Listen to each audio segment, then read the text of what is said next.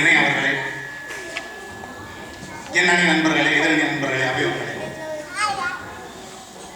ராஜா sir சொன்ன மாதிரி Mala madam ரொம்ப ஃபாஸ்டாக தான் பேசினாங்க. கார் போகிற வேகம் நம்ம ஹைவேஸில். ஆனால் அவங்க ரியல் வியூங்கிறத பார்த்துக்கிட்டே ஓட்டுறாங்க. பழைய விஷயங்களை பார்த்துக்கிட்டே ஓட்டுறாங்க. முன்னாடி பார்க்க மாட்டேங்கிறாங்க. ஆமாம், முன்னாடி பார்க்க மாட்டேங்கிறாங்க. முன்னாடி போது காப்பு வந்துட்டு வரும் பாருங்க. அருமையான உதாரணம். தூத்துக்குடியில் புத்து குளிக்கிறவங்க வந்து இடுப்பில் கயிறை கட்டிட்டு உள்ள இறங்குவாங்க, மச்சான் கையில் கயிறு கொடுப்பாங்க அப்படின்னு. அவன் கடலுக்குள்ளே போனாலும் அவனுக்கு நிம்மதி கிடையாது. நேற்று நைட்டு பொண்டாட்டி திட்டோமோ, பொண்டாட்டி ஒரு வேளை தம்பிகிட்ட சொல்லியிருப்பாளோ, இதுதான் சாக்கு அப்படின்னு சொல்லிட்டு இன்னைக்கு விட்டுறா காலி அப்படின்னு சொல்லிடுவாளோன்னு கீழே போய் பக்கம் யோசிச்சுட்டு இருப்பாங்க. அப்படித்தான் முத்தெடுக்கிறாங்க.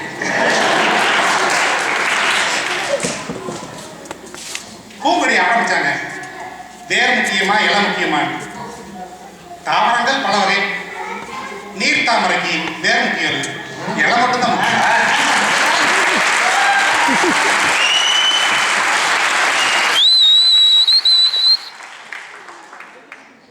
உங்களோட கஷ்டங்களுக்கெல்லாம் உறவினர்கள் வர்றாங்கன்னு சொல்றீங்க.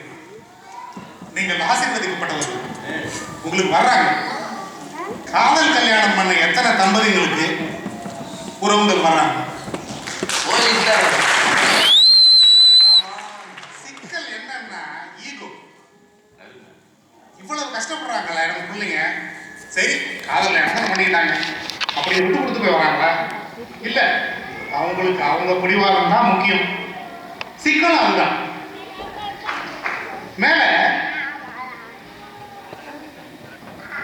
தமிழாவுக்கு வெங்கட்டுக்கிட்ட ஏதோ விஷயம் சொல்லணும் போல இருக்கு. பொண்ணு வீட்டு சைட்ல தான் சப்போர்ட் பண்றாங்க, பொண்ணு வீட்டு சைட்ல தான் சப்போர்ட் பண்றாங்கன்னு நோட் பண்ணிக்க வேண்டியது வெங்கட், நாங்க இல்ல. அது ஏற்கனவே மன்றம் அறிக்கை திருப்பி நாங்க கர்ணனை மட்டும் சொல்லல. முக்கியமா மகாபாரதத்தை திருப்பி ரெஃபர் பண்றோம். எதுக்கு அப்படின்னா, ரொம்ப வித்தியாசமான கதாபாத்திரம். எங்கேயாவது அம்மா பிள்ளை ஆறு ஓடுவாளா? விட்டா அது கதை, அது ஸ்பெஷல். அதுக்காக கர்ணன் கேரக்டர் ரொம்ப ஸ்பெஷல் அப்படின்னு சொல்றோம். இன்னொன்னு, துரியோதனனை தெரியும், கொஞ்சம் துச்சாதனன் தெரியும். துரியோதனனுக்கு 100 தம்பி, அவனையும் சேர்த்து 100 பேர் கூட பிறந்தாங்க. 99 தம்பிக்கு. 99 பேர் முக்கியம் இல்லை, என் ஃப்ரெண்டு தான் முக்கியம் அப்படின்னு சொல்றது.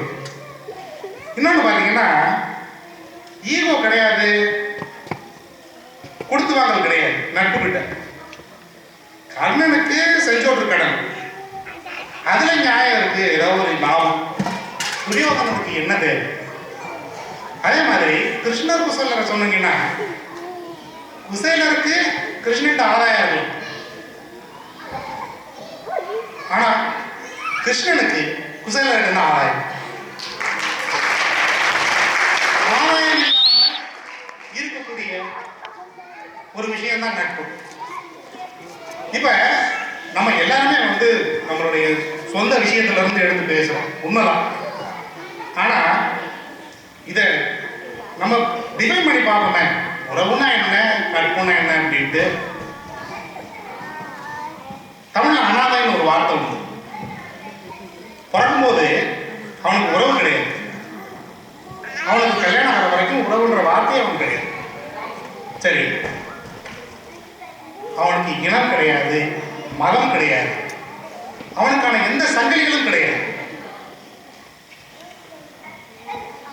கன்னியாகுமரியில் நின்றுட்டு கடலை பார்த்து இந்தியா முடியுதுன்னு சொல்றதை விட, வடக்க பார்த்து இந்தியா இங்கிருந்து ஆரம்பிக்குதுன்னு சொல்ற பாசிட்டிவ் மாதிரி அவனுக்கு இனம் கிடையாது, உறவு கிடையாது. ஆனா மொத்தம் 6 பில்லியன் ஃப்ரெண்ட்ஸ் வந்து அவனுக்கு, மொத்த உலகமே அவனுக்கு ஃப்ரெண்ட்ஸ். நாங்க உறவை பத்தி ரொம்ப நெகட்டிவாலாம் சொல்லல, ஆனா உண்மையிலே பார்த்தீங்கன்னு வச்சுக்கோங்களேன், சண்டை வந்து மாம்பழத்துல இருந்து ஆரம்பிச்சிருச்சு. அண்ணன் தம்பி சண்டை.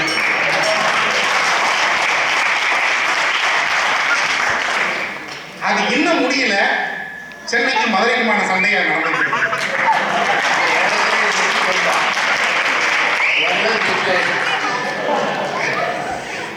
அதனால சரி, மாப்பிள்ளை கதை இந்த பக்கம். எதிர்த்தாப்புல நட்பு பார்த்தீங்கன்னா உங்களுக்கு தெரிஞ்சதுதான். அவையாரும் அதிகமா தன்னோட நெல்லிக்கனியை விட்டு கொடுக்குறது. வழக்கதை பேசுனீங்கன்னா, பழங்கதை பேசுனீங்கன்னா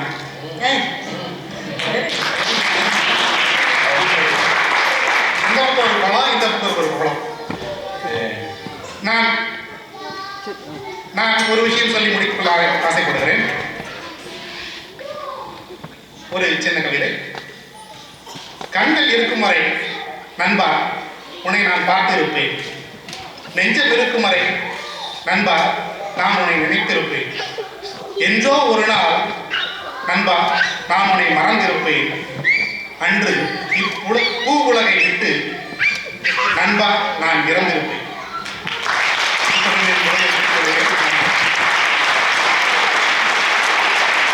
ரொம்ப நல்லா பேசியிருக்காங்க. என்ன சொல்றது, வேல்முருகன் சார் மாதிரி ஆட்களுக்கெல்லாம் நிறைய நேரம் கொடுத்து அங்க உட்காந்து கேட்கணும்னு எனக்கு ஆசையா இருக்கு.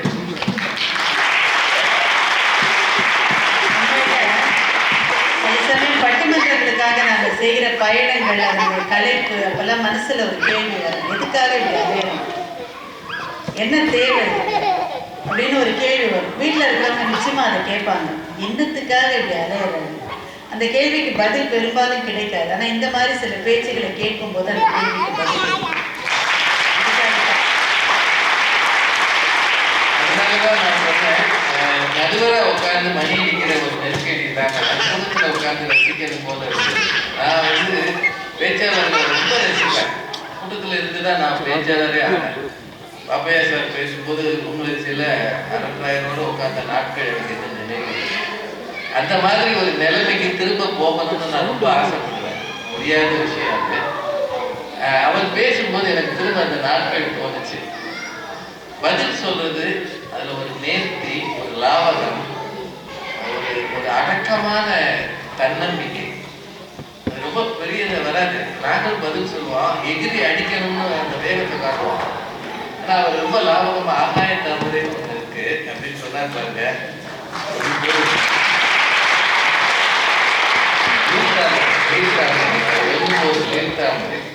அதே மாதிரி அனாதைன்ற சொல் இருக்கு, அதுக்கு எந்த சங்கிலியும் கிடையாதுன்னு சொன்னார்ல. அவ்வளவு பொருள் பொருந்த வார்த்தை. உறவுகள் எத்தனை சங்கிலிகளாக நம்மை கட்டி போட்டு இருக்கின்றன சொல்லாம சொல்லியிருக்கிறார். இந்த தலைப்பங்க கொஞ்சம் தயவு செய்து சத்தத்தை கம்மி பண்ணுங்க. ஏன்னா ஒரு மூணுல பேசணும், இது அடுத்தது பேச முடியாது. ஒரு ரீல் கட் ஆயிடும். 4 இன்டர்வல் உள்ள கிராமம் மாதிரி இருக்க முடியாது. பாருங்க, ஒரே ஒரு விஷயம்தான். நிறைவு நேரத்துக்கு நெருங்கியாச்சு. 7 மணிக்கு முடிக்கணும்னாங்க, இப்பவே 6:45 ஆயிடுச்சு. ஒரு 7:15 வரைக்கும் எடுத்துக்கலாமா, இல்ல 7 முடிச்சிடலாமா? போலாமா? கொஞ்சம் டைம் போனா பரவாயில்லையா? சரி, நீங்க 7:30 சொல்லாதீங்க. ஏற்கனவே ஏகப்பட்ட ஏரியால இருக்கு. ரொம்ப நிறைவான விஷயங்க. உறவா நட்பான தொலைக்காட்சிகள்ல பேசியிருக்கிறோம், நாங்களே பலமுறை பேசியிருக்கிறோம். இந்த தலைப்புல கொடுத்தோன்னே அவங்க பாரதிக்கு பயங்கர எரிச்சலா இருக்கும்.